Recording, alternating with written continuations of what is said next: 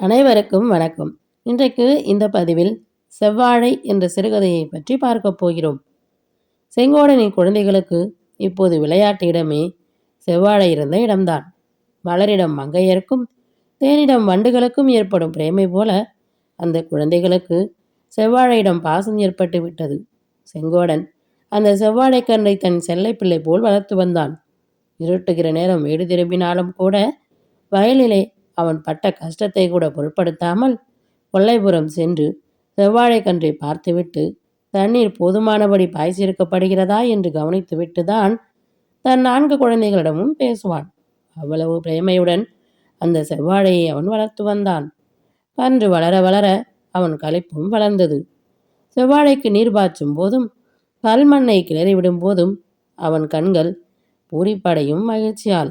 கரியனிடம் அவனுக்கு அவனுடைய முதல் பையன் காட்டியதை விட அதிகமான அன்பும் அக்கறையும் காட்டுகிறாரே என்று ஆச்சரியம், சற்று பொறாமை கூட ஏற்பட்டது குப்பிக்கு. குப்பி, ஏதாச்சும் மாடு ஈடு வந்து வாழையை மிதிச்சிட போகுது, ஜாக்கிரதையாக கவனிச்சுக்க. அருமையான கன்று. ஆமாம், செவ்வாழைனா சாமானியம் இல்லை, கொலை பெருசு இருக்கும் தெரியுமோ.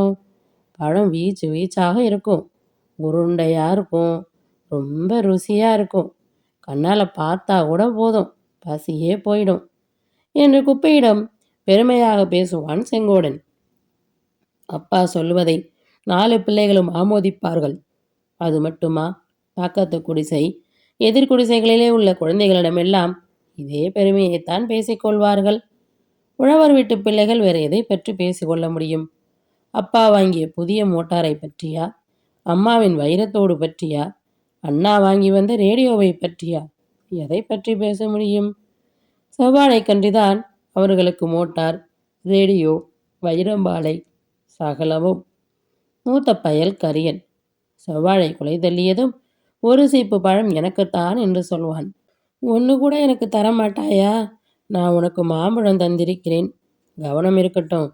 வறுத்த வேர்க்கடலை கொடுத்திருக்கேன், கவனம் இருக்கட்டும் என்று எதிர்குடிசை இல்லப்பன் கூறுவான்.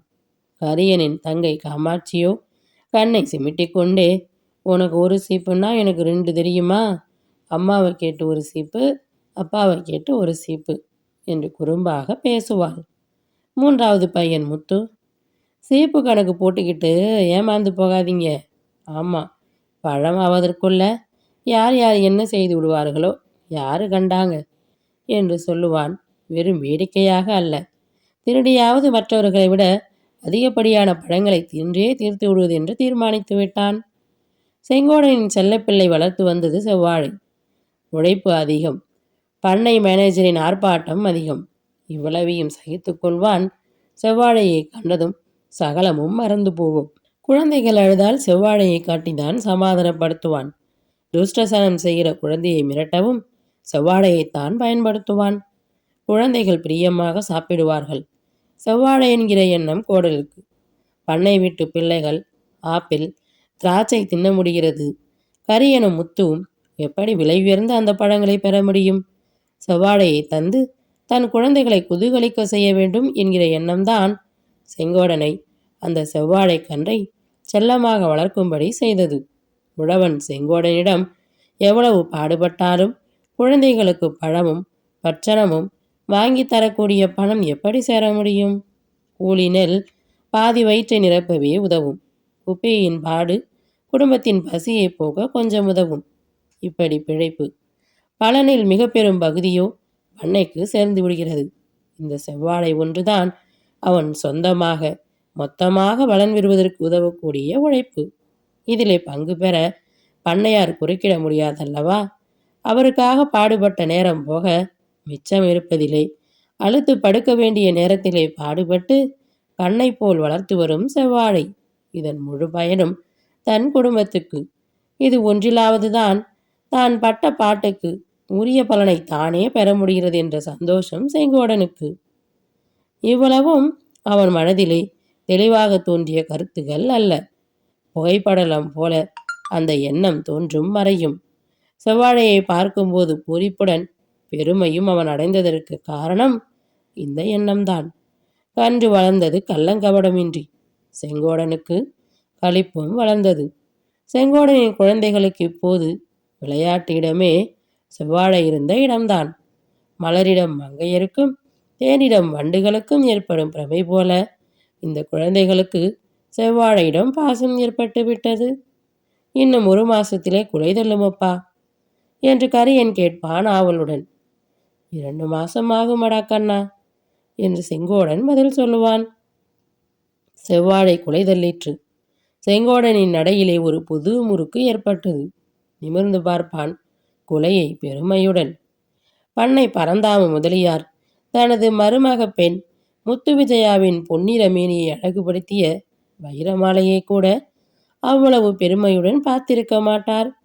செங்கோடனின் கண்களுக்கு அந்த செவ்வாழை குலை முத்து விஜயாவின் வைரமாலையை விட விலை மதிப்புள்ளதாக தான் தோன்றிற்று. குலை முற்ற முற்ற செங்கோடனின் குழந்தைகளின் ஆவலும் சச்சரவும் பங்கு தகராறும் அப்பாவிடமோ அம்மாவிடமோ அப்பீல் செய்வதும் ஓங்கி வளரலாயிற்று. எப்போது பழமாகும் என்று கேட்பாள் பெண். எத்தனை நாளைக்கு மரத்திலே இருப்பது என்று கேட்பான் பையன். செங்கோடன் பக்குவம் அறிந்து குலையை வெட்டி பதமாக பழுக்க வைத்து பிள்ளைகளுக்கு தர வேண்டும் என்று எண்ணிக்கொண்டிருந்தான். உழைப்பின் விளைவு முழு பலனை நாம் பெறப்போகிறோம். இடையே தரகர் இல்லை.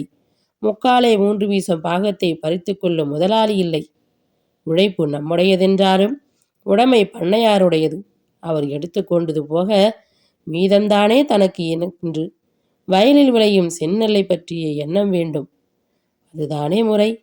ஆனாலும் இந்த செவ்வாழை அப்படியல்ல. உழைப்பும் உடைமையும் செங்கோடனுக்கே சொந்தம். 2 நாளையில் குலையை வெட்டிவிட தீர்மானித்தான். பிள்ளைகளின் துள்ளலின் சந்தோஷத்தால். மற்ற உழவர் வீட்டு பிள்ளைகளுடன் சேதி பறந்தது.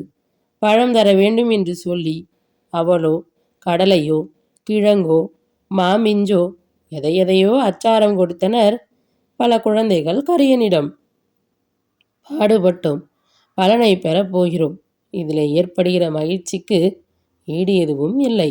இதை போலவே வயலிலும் நாம் பாடுபடுவது நமக்கு முழு பயன் அளிப்பதாக இருந்தால் எவ்வளவு இன்பமாக இருக்கும்.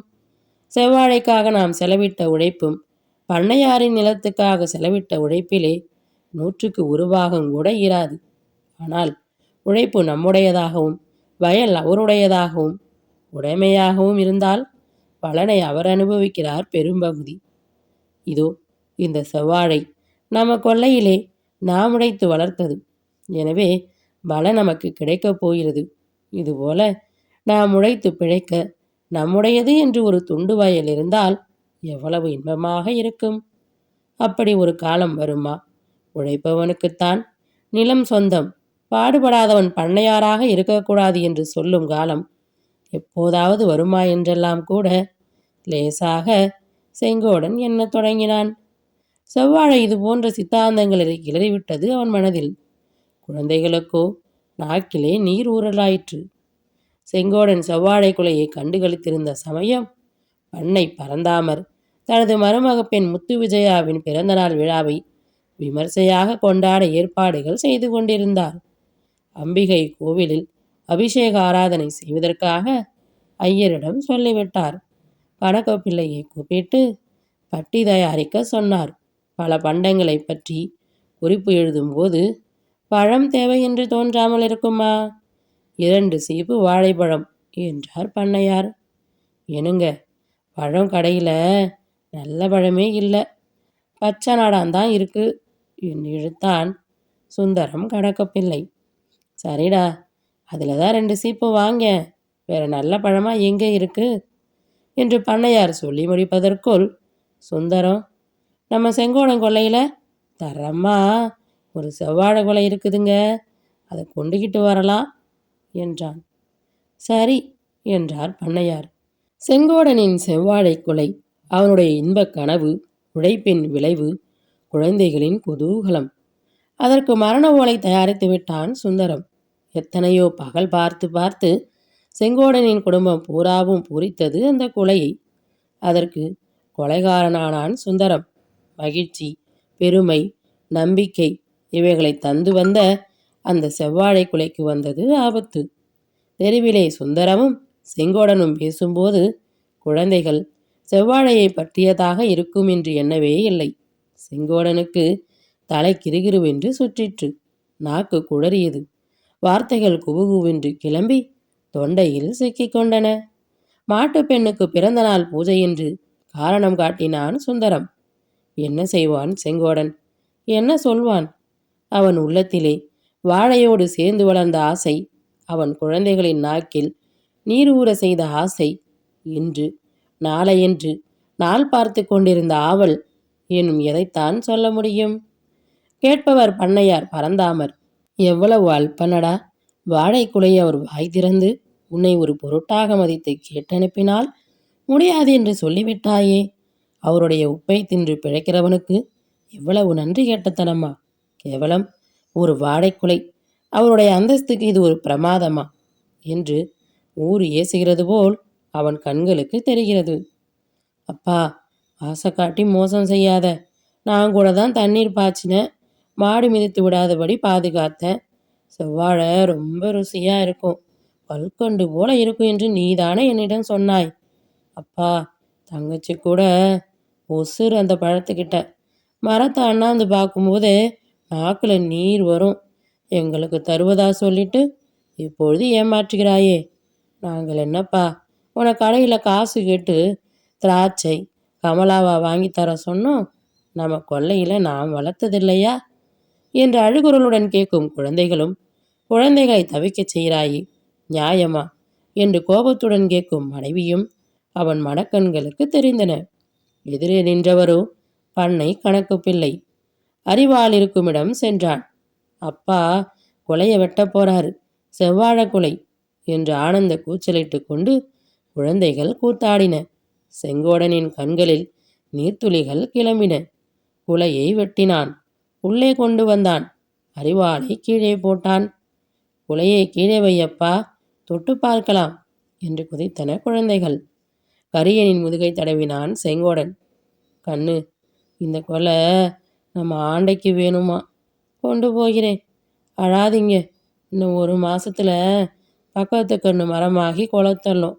அது உங்களுக்கு கட்டாயம் கொடுத்துட்றேன் என்று கூறிக்கொண்டே வீட்டை விட்டு கிளம்பினான். குழந்தையின் அழுகுரல் மனதை பிளப்பதற்குள். செங்கோடன் குடிசை அன்று பிணம் விழுந்த இடம் போல் ஆயிற்று. இரவு நெடுநேரத்திற்கு பிறகுதான் செங்கோடனுக்கு துணிவு பிறந்தது வீட்டுக்கு வர. அழுது அழுத்து தூங்கிவிட்ட குழந்தைகளை பார்த்தான். அவன் கண்களிலே குபுகுபுவென கண்ணீர் கிளம்பியது. துடைத்து கொண்டு படுத்து புரண்டான். அவன் மனதிலே 1000 எண்ணங்கள். செவ்வாழையை செல்லை பிள்ளை போல் வளர்த்து என்ன பலன்? அவருக்கு அது ஒரு பிரமாதம் அல்ல.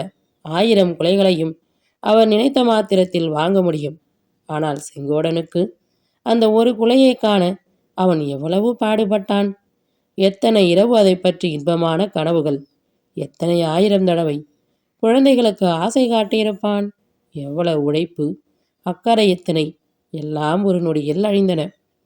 4 நாட்களுக்கு பிறகு வெள்ளித்தட்டிலே ஒரு சீப்பு செவ்வாழை பழத்தை வைத்து கொண்டு அண்ணனடை நடந்து அழகுமுத்து விஜயா அம்பிகை ஆலயத்துக்கு சென்றாள். 4 நாட்கள் சமாதானம் சொல்லியும் குழந்தைகளின் குமரல் ஓயவில்லை. கரியன் ஒரே பிடிவாதம் செய்தான். ஒரு பழம் வேண்டுமென்று.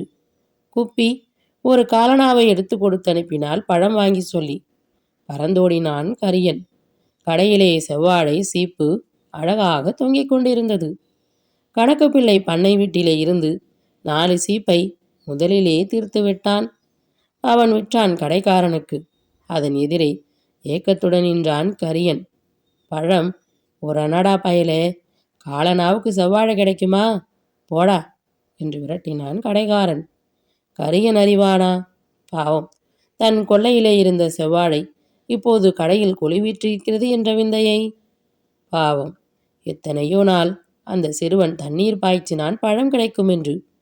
பழம் இருக்கிறது, கரியனுக்கு எட்டாத இடத்தில். விசாரத்தோடு வீட்டிற்கு வந்தான். வறுத்த கடலையை வாங்கி குறித்து கொண்டே. செங்கோடன் கொல்லைப்புறத்திலிருந்து வெளியே வந்தான் வாழை மரத்துடன். ஏன்பா, இதுவும் பண்ணை வீட்டுக்கா என்று கேட்டான் கரியன். இல்லடா கண்ணு, நம்ம பார்வதி பாட்டி செத்து போயிட்டா. அந்த பாடையில் கட்ட என்றான் செங்கோடன். அலங்கார பாடையிலே செவ்வாழையின் துண்டு, பாடையை சுற்றி அழுகுரல். கரியனும் மற்ற குழந்தைகளும் பின்பக்கம். கரியன் பெருமையாக பாடையை கட்டிச் சொன்னான்.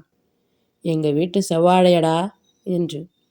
எங்க கொல்லையில் இருந்த செவ்வாழை கொலைய பண்ண வீட்டுக்கு கொடுத்துட்டோம். மரத்தை வெட்டி பாடையில கட்டிட்டோம் என்றான் கரியன். பாவம், சிறுவன்தானே, அவன் என்ன கண்டான்? செங்கோடனின் செவ்வாழை தொழிலாளர் உலகில் சர்வ சாதாரண சம்பவம் என்பதை.